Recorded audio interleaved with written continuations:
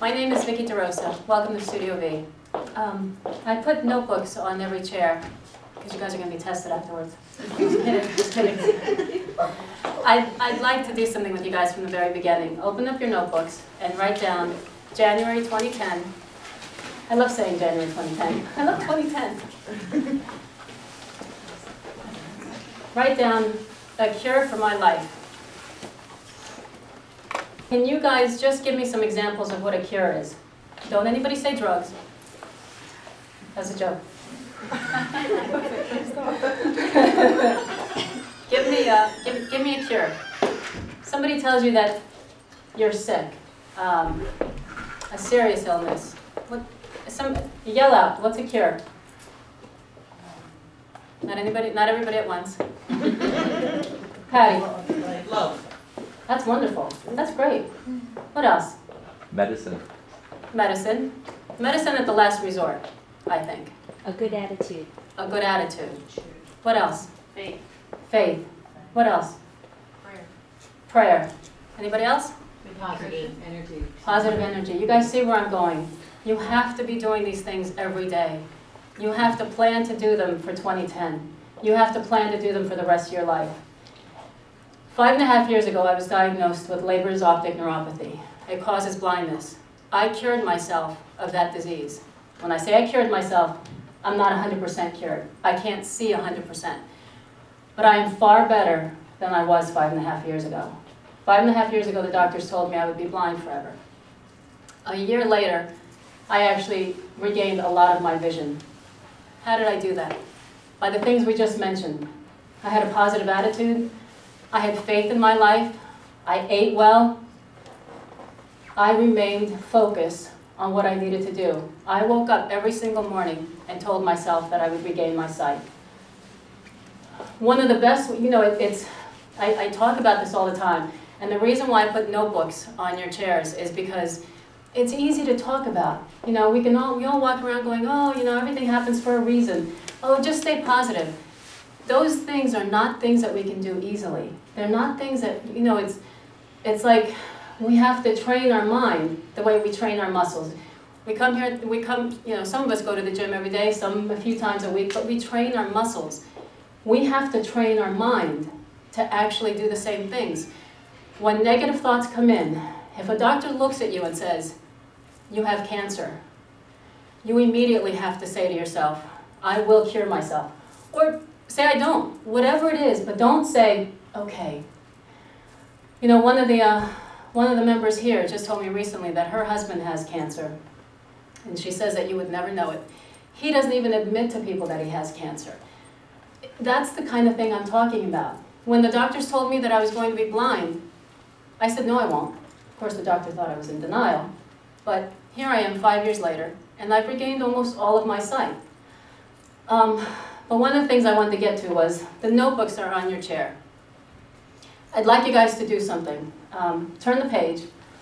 Everybody, would you please just write some goals for 2010? Whatever comes to your head. I'll give you a minute. Write your goals.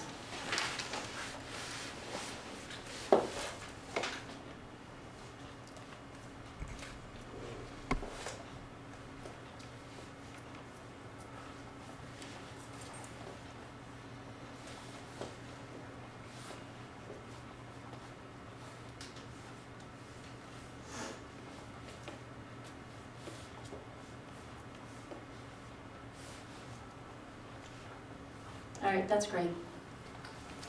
Do you guys do that? Does everybody do that? A lot of times, I hear this a lot. A lot of people are told, and excuse me, Fatima, but a lot of people I know are told by therapists. I don't know if you, I'm sorry, Fatima, if you do, but a lot of people are told by therapists, write the past, write the day before, write that day what happened. I want to tell you something different. Write your future. Write the next day. Pick up your book at night and write down that you're going to wake up and you're going to smile. And then you're going to, whatever it is, you're going to go to the meeting and you're going to rock that meeting. You're going to go to an interview and you're going to get that job. Keep the notebook. Write daily, write weekly, write your goals. Write what you're going to do the next month. If you write, it becomes your story. You write down what you want your life to be, and it becomes your own book. So, in my book, guess what it says every day? My sight will be better. I used to tell the doctors that I would have my sight back within 5 years. I don't know why I picked 5 years. But in my book, every week, every month, my sight will get better. Whatever I wanted it to be. Or, you know, I tell people, if you guys really think about it, think about where you were 10 years ago. Where you are right now is probably what you were thinking 10 years ago. I don't know if you were thinking you were going to be in a farm town or if you were going to be in New Jersey, but I guarantee where you are right now is what your thoughts were years ago. My point is, be careful what your thoughts are. You know, if somebody says to you, you're fired, you have to look at it as an opportunity. You have to look at, you know, everything that happens in life is for a good reason. When I first lost my sight, I told everybody, and they probably thought I was nuts. It's okay. You know, I have faith. God wanted me to do this. God wanted me to go through this for whatever reason, for whatever it is. My son's just got recently diagnosed with this disease, 3 or 4 months ago. Because I know so much about this disease, I was able to, strangely enough, put together a concoction of vitamins. And I admit it's very, very strange. It saved their sight. If I didn't have this disease, which is so rare, I would not have been able to save my son's sight. My sons are walking around right now. Their vision was blurry. 4 months ago, my older one. 3 months ago, my younger one. They walk around with those vitamins in their pockets, and they stay positive that their sight is 20/20. That's my reason. So whatever is going to happen to you, I don't know what it's going to be.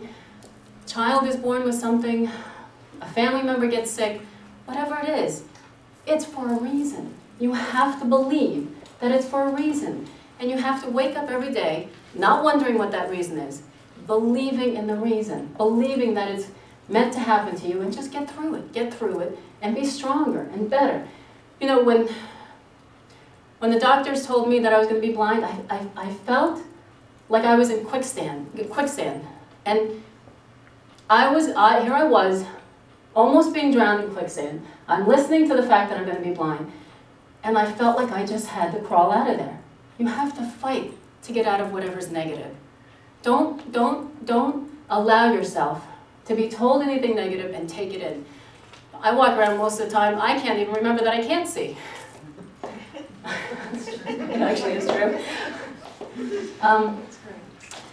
But with regards to, you know, that's everything about my positive attitude and how important it is to remain that way.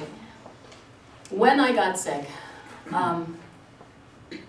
I think that the mind has to be strong, but I also believe if my body wasn't strong, I wouldn't have been able to fight it. You know, you can't, whatever you're gonna get, you can't fight it unless your body is strong. How do you make your body strong? You have to feed it well. You can't feed it garbage. If you feed your body garbage, it will be garbage. I'm sorry to be so dramatic about it. At the time that I got sick, I was eating extremely well. I've probably gotten even better, but what do I mean by well?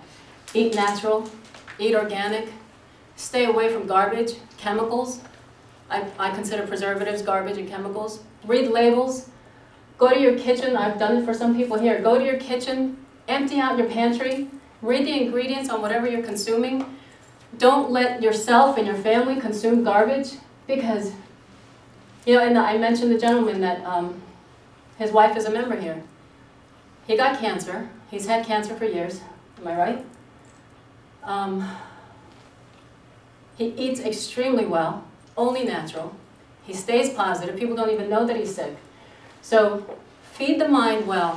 Feed the mind positive thoughts. Feed the body well. That's why, you know, I do these seminars, and I try to do them as often as I can with Fatima and Christine, because Fatima is so incredible on talking about positive attitude and how to stay positive and how to work out your problems in a positive way. And Christine thinks the same way that I do. Eat natural. You know, a few years ago I heard this, and I try to live by it, and I try to tell people the same thing. If it doesn't come out of the ground and it doesn't have a mother, don't eat it.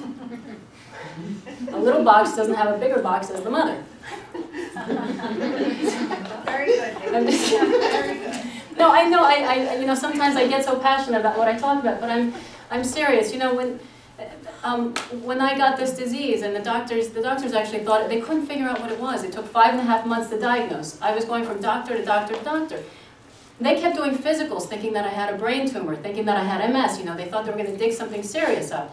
Not that blindness isn't serious, but they were doing all these physicals. The numbers were coming out crazy. Then you know, they would look at me and go, you know, your cholesterol's out of this world, like your sugar, everything. And you know why? It's because I've always eaten naturally. You know, I can't say that I always eat organic, but I eat as natural as possible. So, the next person that I'd really like you guys to hear from is Christine, the nutritionist. And then after Christine is done, Fatima will come on and talk to you guys. And I want you guys to feel free to ask they're here to answer your questions. Stay as long as you want. Thank you guys.